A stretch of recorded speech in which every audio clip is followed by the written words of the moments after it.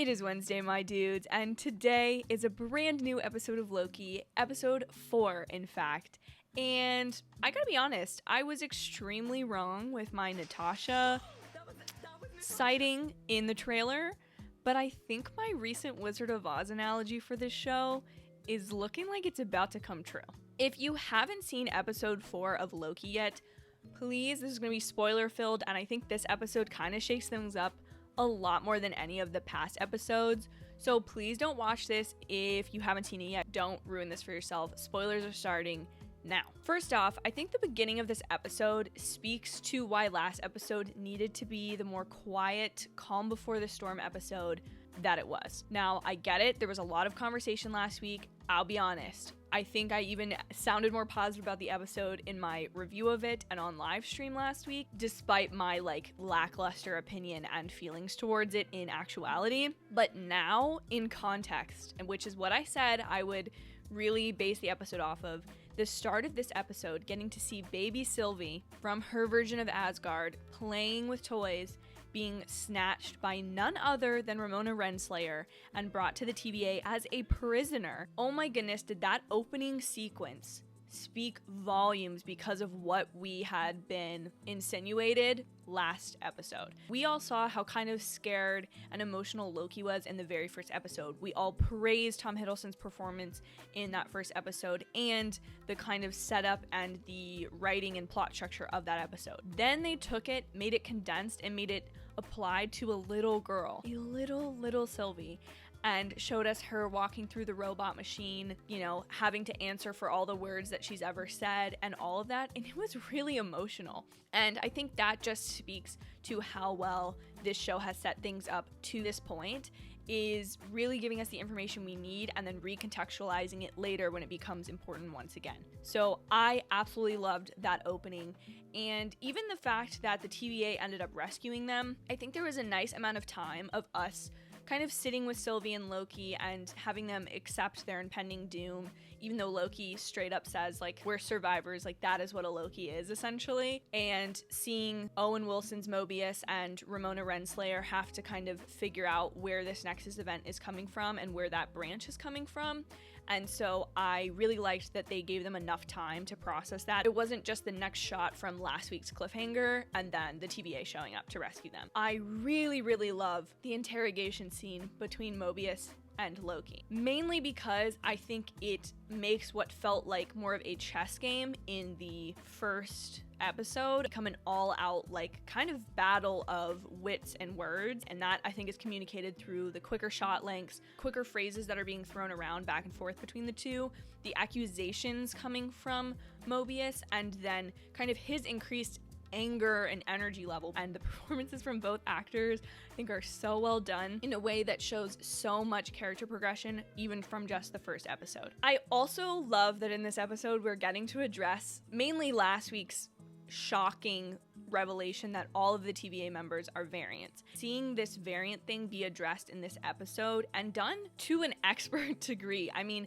I think the main thing that goes along with this is the pacing. You have a reveal like that last week, which kind of gets buried in a lot of people's dislike of the episode, but the reveal in the way that Mobius has to figure it out this episode is so well done and so well paced out. We got a lot of information this episode, and I think the way that it was able to be digested by each of the characters that it applied to, while also giving the audience time to understand and not believe that Mobius would just jump from being so aligned with the TVA to believing that they kidnapped him from someplace, probably straight off his jet ski. I think the thing that needs to be praised most from this episode is Owen Wilson's performance, and then the choice to kind of sideline certain characters, because this is definitely a Mobius-centered episode if I'm giving my opinion on it. To me, he's the one that has to go through receiving the new information, investigating things, going through a revelation, and then choosing to act on it. That is a very clear narrative path for his character in this episode, but I think putting Loki in the time loop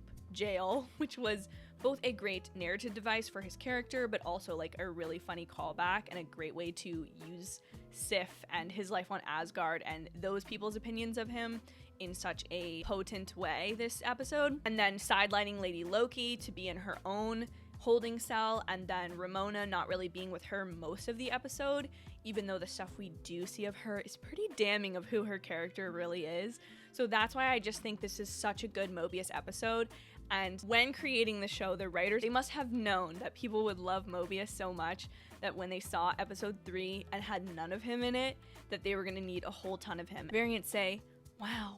Wow. I did mention that I had one complaint about this episode, and it's more so just for the show in general, but specifically this episode, just because we're back at the TVA. You might have forgotten by this point, but episode 2, there were a lot of branches that occurred and started jumping off the sacred timeline when Sylvie sent all of her little like time bombs and portals everywhere. This has yet to be addressed how they fix this. Now, I could have missed something. I have only rewatched the first episode, so I could genuinely be missing something, and so I don't want to go too hard and accuse the show too much of not addressing this, and it also could be something that is referenced later.